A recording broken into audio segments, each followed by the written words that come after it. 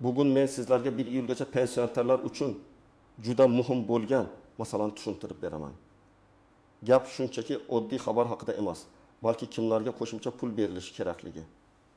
Kimlar yangi ro'yxatga tushishi mumkinligi va kimlar hujjat topshirmasa o'z haqini vaqtida ola olmay qolishi haqida ketmoqda. Bu ma'lumot har bir pensionerga, pensionerning farzandlariga, nevaralariga va yaqinlariga tegishli. Chunki ko'p holatda keksa odamning o'zi qaysi idoraga borishni, qaysi hujjatni ko'rsatishni yoki qanday ariza yozishni bilmaydi.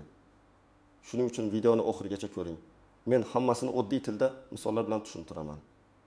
Hozirning o'zida kanalga obuna bo'ling, like bosib qo'ying. Chunki bunday ma'lumotlar aynan vaqtida yetib borsa, odam o'z pulini yo'qotmaydi. Avval pensionerlar bo'yicha ko'p to'lovlar odatdagi tartibda. Ya'ni har oy belgilangan pensiya miqdori asosida berib kelingan. Odam pensiyaga chiqqan hujjatlari qabul qilingan, ish staji hisoblangan, oylik ish haqi ma'lumotlari kiritilgan va shundan keyin unga har oy pensiya tayinlangan. Lekin hayotda hamma narsa qog'ozdagi kabi silliq bo'lmaydi. Kimningdir ish staji to'liq kiritilmagan bo'ladi. Kimningdir eski korxonadagi maoshi arxivdan topilmagan bo'ladi. Kimningdir nogironlik guruhi bo'yicha qo'shimcha to'lov hisobga olinmagan bo'lishi mumkin. Endi esa 1 yilgacha bo'lgan muddat aynan shunday masalalar bo'yicha muhim sanaladi. Yangi ro'yxat deganda men bu yerda shuni nazarda tutyapman. Pensiya organlari, mahalla, ijtimoiy himoya tizimi yoki tegishli idoralar tomonidan qayta ko'rib chiqilishi kerak bo'lgan pensionerlar ro'yxati shakllanishi mumkin. Bu ro'yxatga tushganlar bo'yicha qo'shimcha hisob kitob, qarzdorlik, indeksatsiya, qo'shimcha nafaqa yoki kompensatsiya masalasi ko'rib chiqiladi. Eng muhim jihat shuki, bunday pul hamma pensionerga bir xil miqdorda beriladi deb o'ylash noto'g'ri. Har bir odamning holati alohida tekshiriladi. Masalan, bir pensionerning hujjatlarida 22 yil ish staji ko'rsatilgan, lekin aslida u 34 yil ishlagan. Agar qolgan 6 yil ortma hujjatlari bilan tasdiqlansa, uning pensiyasi qayta hisoblanishi mumkin. Bunda faqat keyingi oydan pensiya o'shishi emas, ayrim hollarda oldingi davr uchun ham farq summasi chiqarilishi mumkin. Boshqa bir pensioner esa avvaldan to'g'ri hisoblangan pensiyani olayotgan bo'lishi mumkin. U holda qo'shimcha katta to'lov chiqmasligi tabiiy. Oldin ko'p odamlar shunday o'ylardi. Pensiya bir marta tayinlandimi? Endi uni o'zgartirib bo'lmaydi. Bu fikr noto'g'ri. Pensiya hujjatlari yangi ma'lumot chiqsa, qo'shimcha ish staji tasdiqlansa, avval hisobga olinmagan ish haqi ma'lumot topilsa yoki qonunchilikda o'zgarish bo'lsa, qayta ko'rib chiqilishi mumkin. Ayniqsa eski yillarda ishlagan odamlar uchun bu juda dolzarb. Chunki Sovet davridagi korxonalar yopilgan, nomi o'zgargan, arxivlar boshqa joyga o'tgan, ayrim hujjatlar esa kech topiladi. Hozir ko'p jarayonlar elektron tizimga o'tayotgani sababli eski ma'lumotlar ham asta-sekin tekshirilyapti. Ba'zi pensionerlarning mehnat daftarchasidagi yozuvlari elektron bazada ko'rinmasligi mumkin. Ba'zilarda esa aksincha, bazada qo'shimcha ma'lumot chiqadi. Lekin pensionerning o'zi bu haqda bilmaydi. Shuning uchun 1 iyulgacha o'z holatini tekshirtirish juda muhim. Men doim aytaman.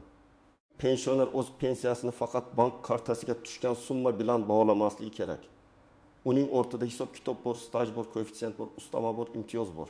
Masalan, 52 yoshli otaxon 1992 yilgacha zavodda 11 yil ishlagan. Keyin shirkat xo'jaligida yana 12 yil ishlagan. Pensiya tayinlanganda zavoddagi 11 yil kiritilgan, lekin shirkatdagi 12 yil to'liq tasdiqlanmagan. Natijada pensiya kamroq chiqqan. Agar u hozir arxivdan ma'lumotnoma olib kelsa, umumiy staj oshadi va pensiya qayta hisoblanadi. Agar farq oyiga 1,5 ming so'm bo'lsa, bu bir yil uchun 1 million so'm, 800 ming so'm degani. Agar farq bir necha oy uchun berilsa ham, pensioner uchun bu juda katta yordam. Men birinchi navbatda mehnat staji bo'yicha shubha bor pensionerlarga e'tibor qarataman. Agar siz pensiyaga chiqqan paytda barcha ish joylaringiz hisobga olinganiga ishonchingiz komil bo'lmasa, albatta tekshirtiring.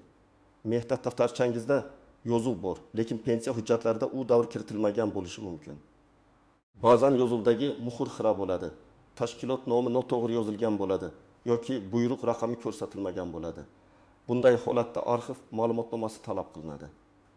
Ikkinchi guruh bu ko'p farzandli onalar, nogironligi bo'lgan shaxslar, urush yoki mehnat faxriylari, yolg'iz yashovchi keksalar va ijtimoiy himoyaga muhtoj pensionerlardir.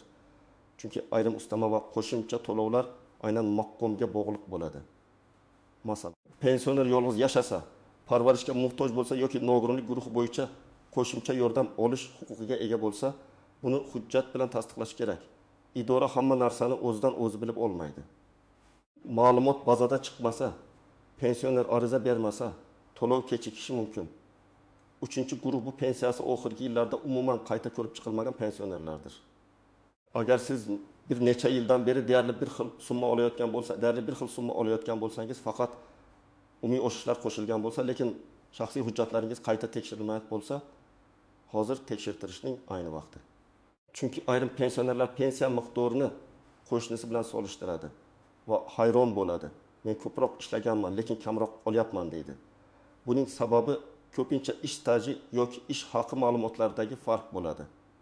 Agar sizning pensiyangiz yaqinda tayinlangan bo'lsa, barcha hujjatlar elektron tizim orqali to'liq tekshirilgan bo'lsa, ish staji va ish haqi ma'lumotlari to'liq kiritilgan bo'lsa, katta xavotirga o'rin yo'q. Lekin men baribir bir marta shaxsiy pensiya hujjatlaringizni ko'rib chiqishni maslahat beraman. Chunki xatolik faqat eski hujjatlarda emas, yangi hujjatlarda ham bo'lishi mumkin. Inson omili ham bor, texnik xatolik ham bor. Agar siz faqat yoshga doir pensiya olsangiz, qo'shimcha imtiyoz maqomingiz bo'lmasa, nogironlik boquvchisini yo'qotganlik, parvarish yoki maxsus ustama bo'yicha huquqingiz bo'lmasa, sizga qo'shimcha katta summa chiqmasligi mumkin. Lekin bu tekshirmaslik kerak degani emas. Men ko'p ko'rganman, odam o'zini oddiy pensioner deb o'ylaydi. Keyin ma'lum bo'ladiki, uning uzoq yillik ish staji yoki zararli sharoitdagi mehnati bo'yicha qo'shimcha huquqi bor ekan. Birinchi misol, onaxon 65 yoshda 30 yil maktabda ishlagan. Pensiyaga chiqqanda 25 yil staj hisoblangan. Chunki 5 yil boshqa tumandagi maktabda ishlagani bo'yicha hujjat topilmagan. Onaxon arxivga murojaat qildi. Eski buyruq nusxasi va ish haqi ma'lumotnomasi topildi. Natijada pensiya qayta hisoblandi. Faraz qilaylik, pensiya oyga bitaqda 1000 so'mga oshdi. Agar qayta hisoblash sanasidan boshlab 6 oy farq chiqsa, unga 20 million taqdirda 1000 so'm qo'shimcha to'lov berilishi mumkin. Bu pul dori-darmon, kommunal to'lov yoki oziq-ovqat uchun juda zarur. Ikkinchi misol, Otaxon 7000 yoshda avval qurilish tashkilotida ishlagan. Uning mehnat daftarchasida ish joyi bor, lekin lavozimi noaniq yozilgan. U zararli sharoitda ishlaganini aytadi, lekin hujjatda bu aniq ko'rsatilmagan. Bunday holatda faqat og'zaki gap yetarli emas. Arxidan ish joyi, lavozim, ish sharoiti, buyruq raqamlari va ish davri ko'rsatilgan ma'lumotnoma kerak bo'ladi. Agar zararli mehnat sharoiti tasdiqlansa, pensiya huquqi yoki miqdori bo'yicha qayta ko'rib chiqish bo'lishi mumkin.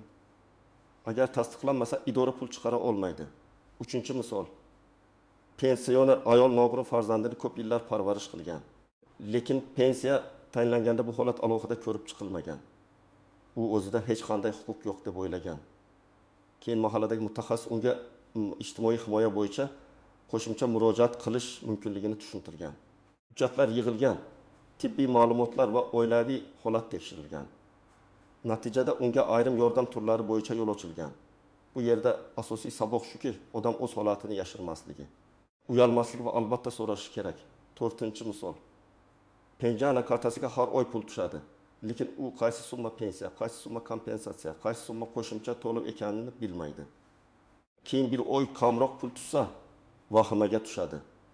Aslida ayrim qo'shimcha to'lovlar muddatli bo'lishi, ayrimlari qayta tekshiruvdan keyin davom ettirilishi mumkin. Shuning uchun har bir pensioner bankdan tushum tarixini, pensiya jamg'armasidan esa hisob-kitob ma'lumotini so'rash kerak. Pulni ko'rish boshqa, pulning nimadan iboratligini bilish boshqa. Eng ko'p beriladigan savol shu: menga qancha pul chiqadi? Men bu savolga halol javob beraman. Hamma uchun yagona summa yo'q. Kimdadir 20 ming so'm farq chiqadi, kimdadir 500 ming so'm, kimdadir bir necha million so'mgacha yig'ilgan farq bo'lishi mumkin. Bu ish staji, avvalgi ish haqi, qayta hisoblash sanasi, imtiyoz turi va hujjatlarning qachon topshirilganiga bog'liq. Masalan, pensiya oyiga 20 ming so'mga kam hisoblangan bo'lsa va bu farq 10 oy uchun tan olinsa, umumiy summa 1 million 200 ming so'm bo'ladi. Agar farq oyiga 2 ming so'm bo'lsa va 8 oy uchun hisoblab berilsa, 2 million so'm bo'ladi. Agar pensionerga qo'shimcha ustama umuman qo'shilmagan bo'lsa, farq bundan ham ko'proq bo'lishi mumkin. Lekin yana aytaman, bular misol. Har bir odam o'z hujjati bo'yicha aniq javob oladi. Ayrim odamlar internetda falon pensionerga 3 million beriladi, falon guruhga 5 million beriladi degan gaplarni eshitib, darrov shunga ishonadi. Men bunday xabarlarga ehtiyotkorlik bilan qarashni maslahat beraman. Rasmiy qaror, rasmiy ro'yxat, rasmiy ariza va hisob-kitob bo'lmasa, pul haqida aniq gapirish xavfli. Eng to'g'ri yo'l bu o'z tumaningizdagi pensiya bo'limi yoki ijtimoiy himoya idorasidan yozma yoki elektron tarzda ma'lumot olishdir. Birinchi nozik jihat. Ariza berilgan sana juda muhim. Ko'p holatda to'lovlar aynan murojaat qilingan kundan yoki hujjat to'liq topshirilgan kundan boshlab ko'rib chiqiladi. Odam 1 yil oldin huquqi bo'lgan bo'lsa ham, hujjatni hozir topshirsa, hamma davr uchun pul olaman deb o'ylamasligi kerak. Qonunchilikda har bir to'lov turi bo'yicha o'z tartibi bor. Shuning uchun kechiktirmaslik kerak. Ikkinchi nozik jihat. Mehnat daftarchasidagi yozuv har doim ham yetarli bo'lavermaydi. Ayniqsa yozuvda muhr bo'lmasa, korxona nomi noto'g'ri bo'lsa, sana chalkash bo'lsa yoki tuzatishlar bo'lsa, qo'shimcha hujjat so'raladi. Bu pensionerni qiynash uchun emas, pul davlat hisobidan berilgani uchun har bir so'm hujjat bilan tasdiqlanishi shart. Uchinchi nozik jihat, bank kartasidagi muammo pensiya muammosi degani emas. Ba'zan pul pensiya organidan chiqarilgan bo'ladi, lekin bank kartasi bloklangan. Karta muddati tugagan yoki plastik karta boshqa filialda ochilgan bo'ladi. Shuning uchun pul tushmasa darrov pensiya hisoblanmadi deb o'ylamang. Avval bankdan kartangiz holatini tekshirtiring, keyin pensiya bo'limiga boring. To'rtinchi nozik jihat. Ayrim pensionerlar boshqa hududga ko'chib ketgan bo'ladi, lekin hujjatlari eski manzilda qolgan bo'ladi. Ro'yxat sharhlanganda manzil, mahalla, telefon raqami noto'g'ri bo'lsa, odam chaqiruv yoki xabarni olmasligi mumkin. Shuning uchun yashash manzili o'zgargan bo'lsa, albatta ma'lumotni yangilash kerak. Telefon raqamingiz ham ishlaydigan bo'lsin. Ko'p muammo oddiy telefon raqami noto'g'ri yozilgani uchun kelib chiqadi. 5-nozik jihat, ishonchnoma orqali pensiya olayotganlar alohida ehtiyot bo'lish kerak.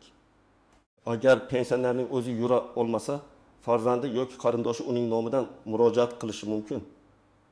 Lekin ishonchnoma shaxsni tasdiqlovchi hujjat va pensionerning roziligi tartibga muvofiq bo'lishi kerak.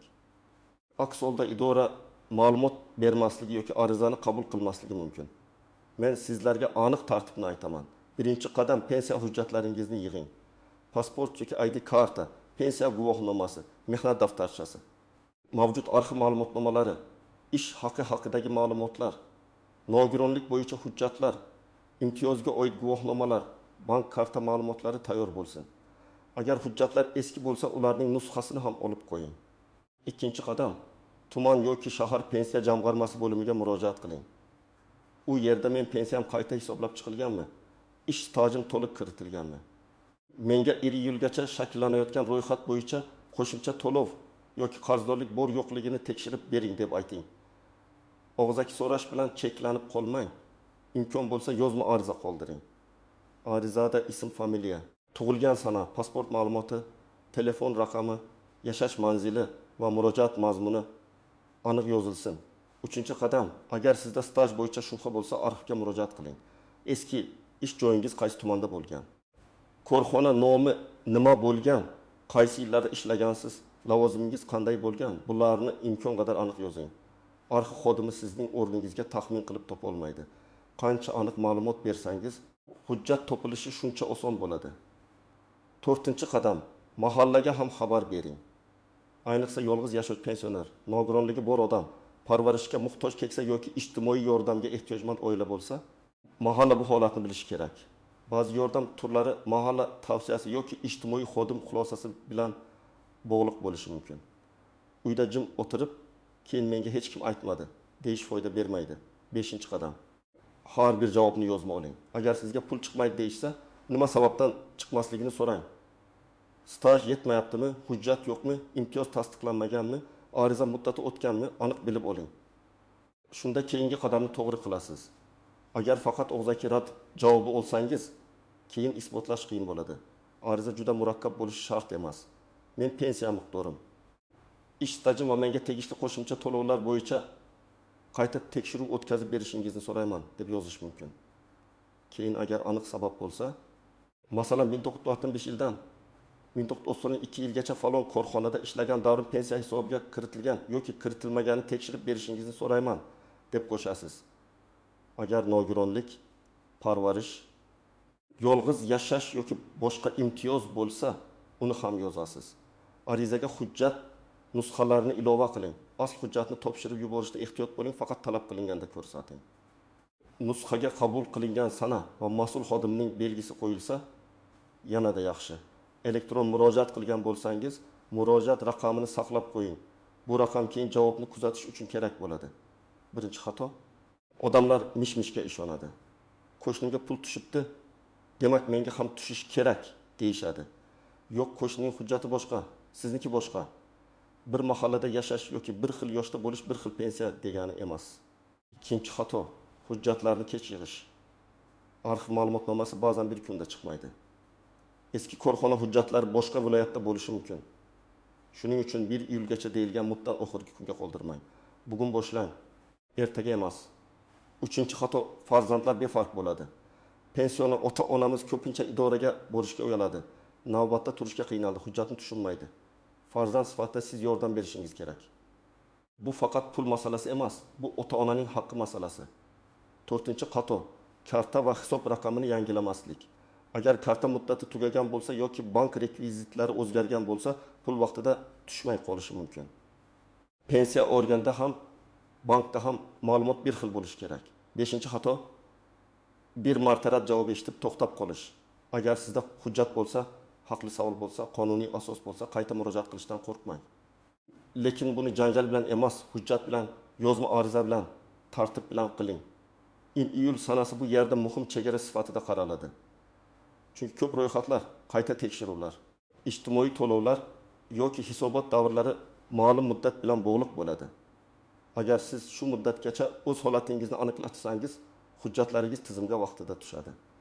Agar kechiksangiz, keyingi davrga qolib ketishingiz mumkin. Bu esa pulning kechikishi, qayta hisobning cho'zilishi yoki qo'shimcha tekshiruvlarga sabab bo'ladi. Men bu yerda vahima qilish kerak demayapman. Men tartibli harakat qilish kerak deyapman. Bugun hujjatlarni ko'rib chiqing. Ertaga mahalla yoki pensiya bo'limiga qo'ng'iroq qiling. Keyingi kuni zarur bo'lsa arxivga so'rov bering. Shu tarzda harakat qilsangiz, siz kamida o'z holatingizni bilib olasiz. Bilmaslik eng yomon holat. Chunki odam pul chiqishi mumkinligini ham, chiqmasligini ham bilmay, yillar davomida kutib yuradi. Demak, 1 iyulgacha pensionerlar uchun muhim bo'lgan asosiy masala bu yangi ro'yxatlar. Qayta hisob kitoblar, qo'shimcha to'lovlar va hujjatlarni aniqlashtirishdir. Hamma pensionerga bir xil pul beriladi degan gapga ishonmang. Kimning hujjatida asos bo'lsa, kimning staji, imtiyozi yoki qarzdorlik farqi tasdiqlansa, o'sha odam pul olishi mumkin. Kimning hammasi to'g'ri hisoblangan bo'lsa, unga qo'shimcha farq chiqmasligi ham mumkin. Men sizga tavsiya qilaman, ota-onangiz, buvingiz, bobongiz yoki qo'shningiz pensioner bo'lsa, bu ma'lumotni ularga tushuntiring. Hujjatlarni ko'rib bering. Pensiya bo'limiga murojaat qilishga yordam bering. Ariza yozib bering. Ba'zan bitta to'g'ri yozilgan ariza keksa odamning bir necha oylik haqini qaytarib berishi mumkin. Agar siz ham shunday holatga duch kelgan bo'lsangiz, izohlarda yozib qoldiring. Pensiyangiz qayta hisoblanganmi? Qo'shimcha pul chiqqanmi? Yoki hujjat yig'ishda qiyinchilik bo'lganmi? Bu boshqa tomoshabinlarga ham yordam beradi. Videoga like bosing, kanalga obuna bo'ling va yaqinlaringizga ulashing. Men esa pensionerlar, nafaqalar, ijtimoiy yordamlar va qonuniy to'lovlar bo'yicha eng kerakli ma'lumotlarni sodda tilda tushuntirishda davom etaman.